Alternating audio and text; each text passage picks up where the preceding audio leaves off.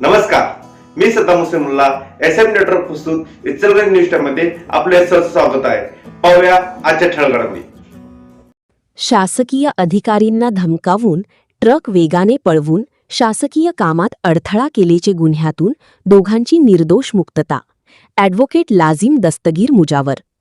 व्यंकटेश सूतगिरणीजवळील रस्त्यावर येळगुड येथे तहसीलदार यांचेसह नायब तहसीलदार, मंडळ अधिकारी व इतर शासकीय कर्मचारी वगैरे अनधिकृत गौण खनिज वाहतूक विरोधी शोध मोहीम राबवत असताना वाळूचा बेकायदेशीर वाहतूक करणारा ट्रक क्रमांक MH12DJ 2251 हा दिसून आल्याने त्याला थांबवून ट्रकमधील इसमांचेकडे मंडळ अधिकारी यांनी विचारणा केली असता त्यांना ट्रकमधील इसमांनी धमकावून त्यांचेसोबत वाद घालून ट्रक वेगाने पळवून शासकीय कामात अडथळा केल्याची फिर्याद मंडळ अधिकारी गोरख नागरगोजे यांनी हुपरी पोलीस ठाणे येथे दाखल केलीवरून पोलिसांनी भा-20 कायदा कलम 353, 506 व 34 प्रमाणे गुन्हा दाखल करून संशयावरून सुहास केसरकर व युवराज पोवार यांना अटक करून तसा तपास पूर्ण करून त्याबाबतचे दोषारोपपत्र इचलकरंजी येथील मे जिल्हा न्यायालयात पाठविण्यात आले.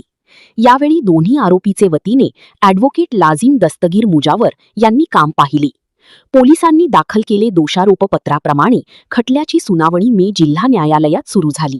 या प्रकरणी मे जिल्हा न्यायालयात साक्षीदार व पंच यांच्या साक्षी नोंदवण्यात आल्या. मात्र साक्षीदार यांचे जबाबात विसंगती असल्याने तसेच पंचनामा शाबित न झाल्याने प्रस्तुत आरोपी यांचे विरुद्ध आरोप व फिर्याद सिद्ध होऊ शकली नाही.